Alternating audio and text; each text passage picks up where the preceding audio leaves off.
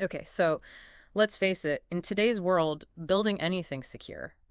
It's like you're trying to build a fortress, but it's in the middle of a constant siege. You're not even worried about if an attack will happen. It's like, when? Right. That's the kind of reality that the Australian Cybersecurity Center, The ACSC. the ACSC, wants us to kind of face in their latest guide. Yeah, their February 2025 publication, Foundations for Modern Defensible Architecture, Right. really hammers home that when, not if mindset.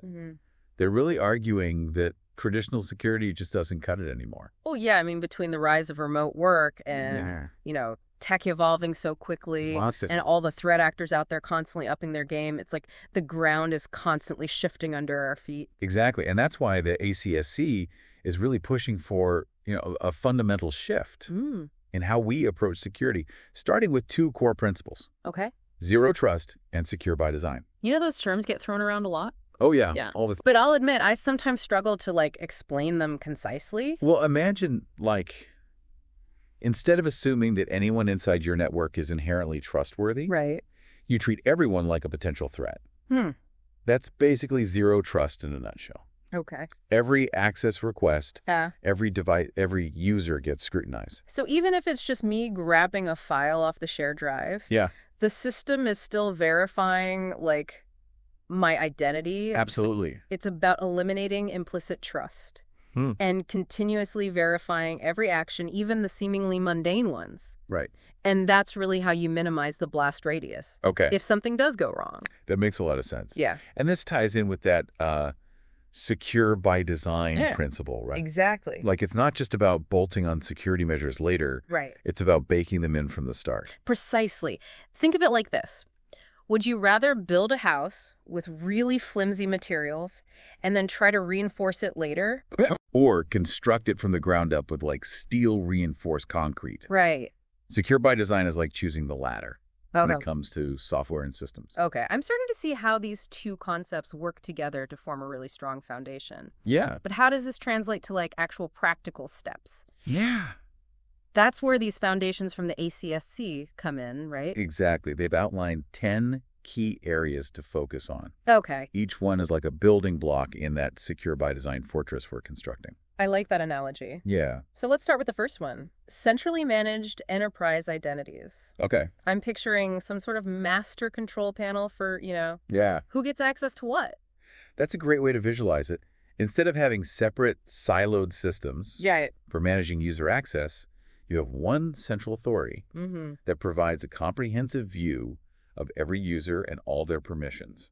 So it's not just about convenience then. Right. It's like a fundamental security advantage. Absolutely. Yeah. Centralized identity management allows you to enforce consistent security policies across your whole organization, which drastically reduces the risk of unauthorized access. And this isn't just about human users, right? No ACSC specifically mentions non-user identities as well. That's a really crucial point. Yeah. Think about all the IoT devices in a modern organization. Oh, yeah. From smart thermostats to security cameras.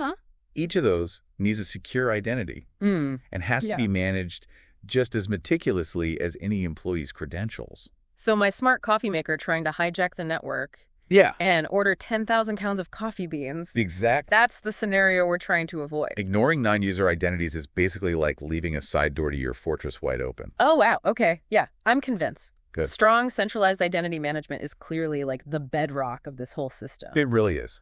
But what about actually verifying those identities when someone tries to access something? That's where high assurance authentication comes in, right? Yes. That's the next critical layer of defense. Okay. Imagine this. Instead of just a simple password, you have a system that uses a combination of factors to verify someone's identity, something they know, something they have, and even something they are. So think biometric scans, hardware tokens, even behavioral analysis. Is that what the ACSC is recommending? They are huge proponents of strong phishing-resistant authentication methods, like passkeys and smart cards. Right. The goal is to make it virtually impossible for attackers to impersonate legitimate users. I am all for making things difficult for the bad guys. Me too. But what happens when someone is legitimately inside the system? How do we ensure they don't overstep their bounds? That's where the next foundation, contextual authorization, gets really interesting. It's about continuously evaluating whether someone's access request is appropriate. Okay. Not just at the point of entry, but throughout their whole session. So it's not just about who they are, but what they're doing, where they're doing it from, and even how they're behaving. Exactly. The system is constantly looking for red flags, like someone trying to access files outside their normal scope of work, or behaving in a way that's inconsistent with their usual patterns. So it's like having an incredibly vigilant security guard watching every move. Precisely. Wow, okay. I'm starting to see how these layers build upon each other to create a really robust defense. But this all sounds incredibly complex. Yeah. How do organizations even begin to implement something like this? Well, the ACSC provides detailed guidance on each of these foundations. Okay. But before you even dive into those details, there's a crucial step they emphasize. What's that? Building a reliable asset inventory. So before we even start setting up our high-tech defenses, we need to know exactly what we're defending. That's right. Imagine trying to secure a fortress without knowing how many rooms it has, where the entrances are, or even what valuables are inside. Yeah, it would be a chaotic mess. Total chaos. And this inventory isn't just like a statting list, is it? No. Especially in today's world where things are constantly changing. Absolutely. Especially with the rise of cloud computing and mobile devices. Right. The ACSC recommends using automated tools to continuously discover and track all your digital assets. Okay. From servers and laptops to applications and data stores. So it's like having a live, constantly updating blueprint of your entire digital infrastructure. Yeah. Okay, I'm starting to see how this reliable asset inventory forms the foundation for all the other security measures we've been discussing. It really is the foundation. But let's get back to those frontline defenses. Okay. What about those individual devices and software that are constantly exposed to the outside world? That's where secure endpoints comes into play. Okay. Think of them like the guard towers and fortified walls of your digital fortress. They're your first line of defense against attacks. Right. And they need to be as impenetrable as possible. So we're talking things like installing the latest security patches, configuring firewalls, and using anti-malware software. Right. But it feels like you can never fully secure those individual devices, though, right? You're right. Especially with users doing all sorts of unpredictable things. You're absolutely right, and that's why the ACSC emphasizes a multi-layered approach. It's not just about securing each device individually. Okay. It's also about controlling their access to sensitive data and systems. So even if one device is compromised, the damage is limited. Precisely. And they also highlight the importance of reduced attack surface. Okay. Which is like minimizing the number of entry points to your fortress. So fewer doors and windows means fewer opportunities for the attackers. Exactly. And a weakness. This involves things like limiting the number of exposed services and applications, controlling access to sensitive data, and just generally making your systems less attractive to attackers. It makes sense, but I imagine even with the most hardened defenses, some attackers might still find a way to slip through the cracks. They might. So what happens then? That's where resilient networks becomes absolutely vital. Okay. The goal is to ensure that even if one part of the system is compromised, the whole thing doesn't crumble. So it's like having backup generators and multiple communication channels in case one goes down. Right. Redundancy is key. It's about designing your network in a way that allows it to withstand attacks and continue functioning, even if some parts are compromised. This involves things like network segmentation, redundancy, failover mechanisms, and of course, strong encryption to protect data in transit. Okay, this is starting to feel like a lot to manage. It can be. Is there any way to simplify things or prioritize where to start? The ACSC recognizes that implementing all these foundations simultaneously can be pretty daunting. They actually recommend starting with the ones that are most critical to your specific organization and its risk profile. So there's no one-size-fits-all approach. Exactly. It's about understanding your own unique vulnerabilities and prioritizing accordingly. You got it. Yeah. But there's one foundation that underpins everything else. And what's that? Secure by design software. We touched on this earlier, but can you explain why it's so foundational? It's simple, really. If the software you're using is riddled with vulnerabilities, all the firewalls and authentication systems in the world won't make much of a difference. Right. It's like building your fortress on a foundation of sand. Yeah, that's not going to work out well. Oh. So we need to make sure the very building blocks of our systems are secure from the get-go. Precisely. But how do we actually go about doing that? That's a question we'll dive into after a short break. Stay with us. Welcome back.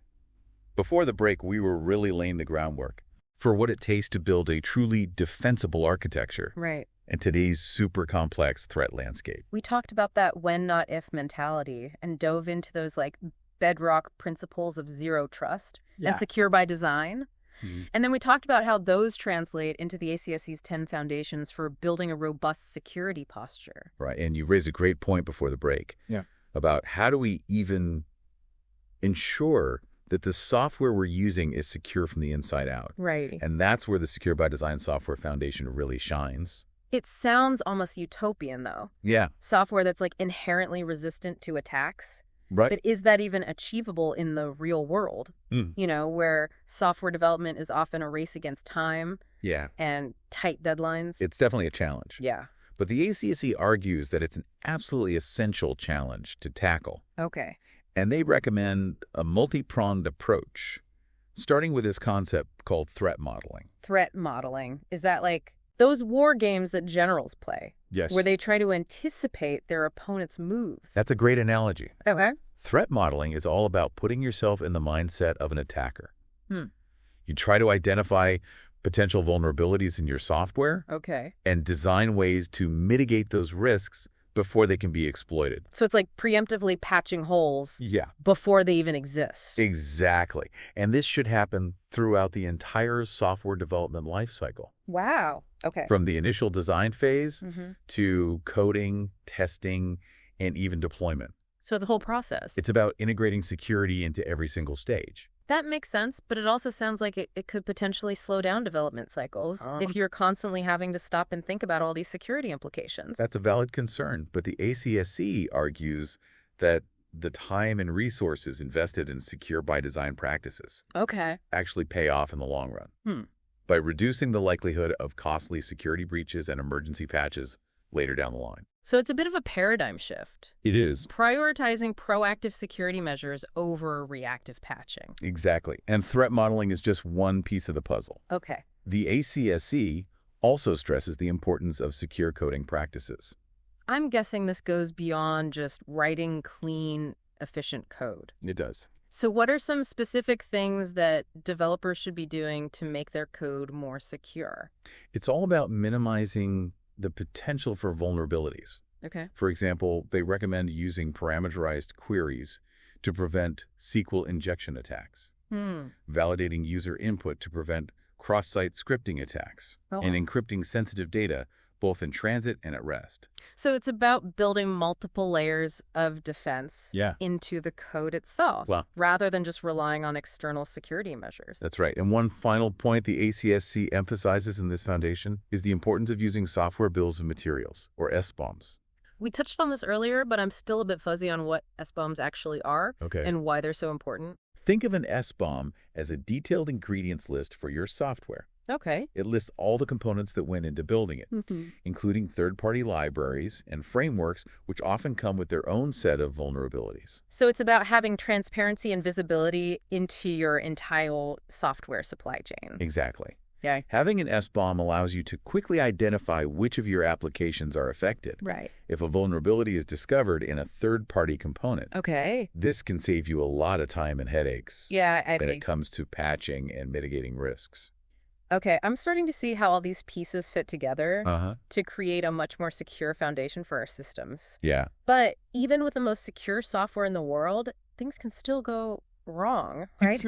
Users can make mistakes. Oh, yeah. Configurations can be misconfigured, and attackers are constantly finding new ways to exploit vulnerabilities. You're absolutely right. That's why the next two foundations, comprehensive assurance and governance, and continuous and actionable monitoring, are so crucial. Okay. They're all about ensuring that your security measures are actually working as intended, that you're constantly adapting to the ever-evolving threat landscape. So let's start with comprehensive assurance and governance. Yeah. What does that even mean, like in a practical sense? It's about having a systematic approach to managing and verifying your security posture. Okay. It involves things like regular vulnerability scanning, penetration testing, security audits, and risk assessments. Those are all terms I've heard before, but honestly, they sometimes feel a bit abstract. They can be. So, do you break them down for us in simple terms? Sure. Imagine you've just built that fortress we've been talking about. Okay. Vulnerability scanning is like having inspectors come in and check for any obvious weak points like cracks in the walls, loose bricks, that sort of thing. So it's about identifying potential points of failure before the attackers do. Exactly. Penetration testing takes things a step further. Okay. It's like hiring a team of ethical hackers to try to break into your fortress and see if they can exploit those vulnerabilities. It's a more active, hands-on approach to testing your defenses. It is. It almost sounds kind of fun. Yeah. In a slightly terrifying kind of way. It can be a very effective way to identify weaknesses that might not be apparent through just automated scans. Okay, so what about security audits? Security audits are more about checking the blueprints. Okay. And making sure everything is up to code.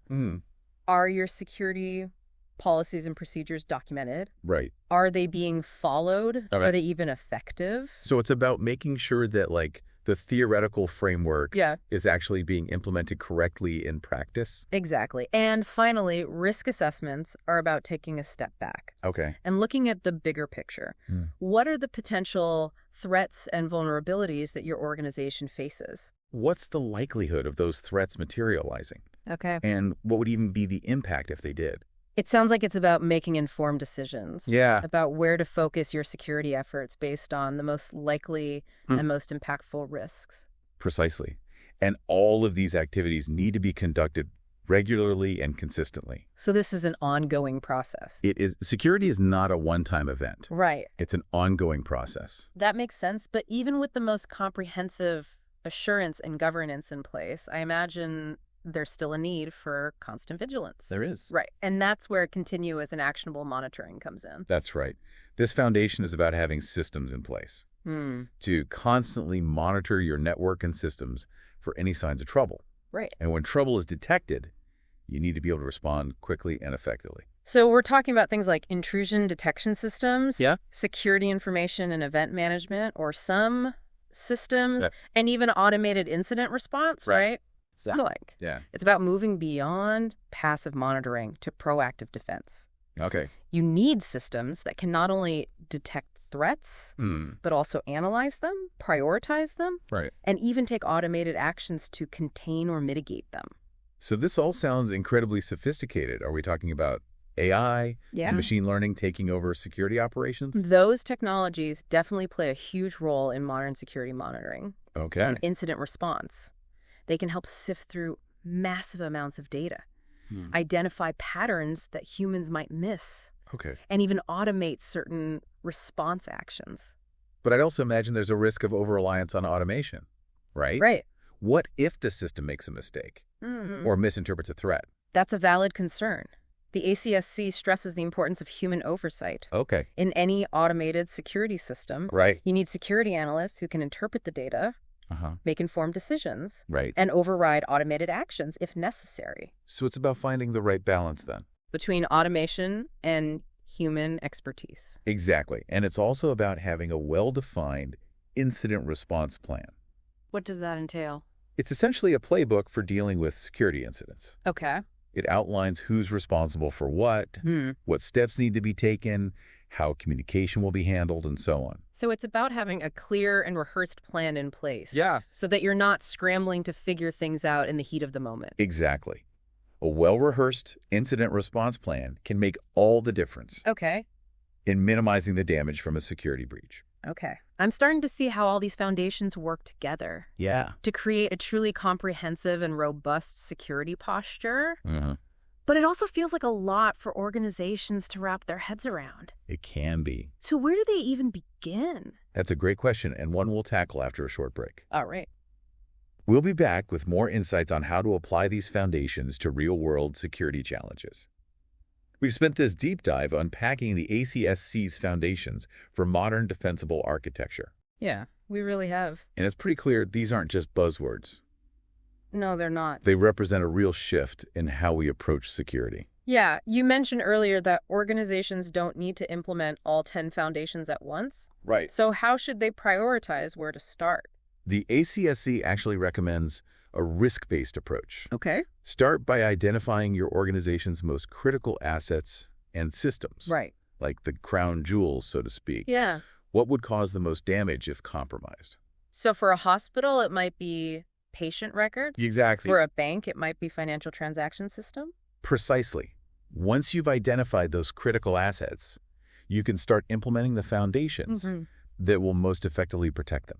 Okay. For some organizations, that might mean focusing on high-assurance authentication to prevent unauthorized access to sensitive data. Makes sense. For others, it might mean prioritizing secure-by-design software to reduce the risk of vulnerabilities in critical applications. So it's about tailoring your approach. Yeah. To your organization's specific needs and risk profile. That's right. There's no one-size-fits-all solution. The key is to understand the principles behind each foundation. Okay. And apply them in a way that makes sense for your organization. It also sounds like this is an ongoing process. It is. Not something you just check off a list and forget about. Absolutely. The threat landscape is constantly evolving. Right. So your security posture needs to evolve with it. The ACSC stresses the importance of continuous improvement. Okay. Which includes regularly reviewing and updating your security policies, procedures, and technologies. So it's not just about building a fortress. Right. It's about constantly reinforcing and adapting it to meet new challenges. That's a great way to put it. Yeah. It's about creating a security culture within your organization. Okay. Where everyone understands the importance of security and is actively engaged in protecting your assets. That makes sense, but let's be honest, even with the best security measures in place, breaches can still happen. They can. So what happens when the inevitable occurs? That's where the ACSC's emphasis on incident response planning really comes into play.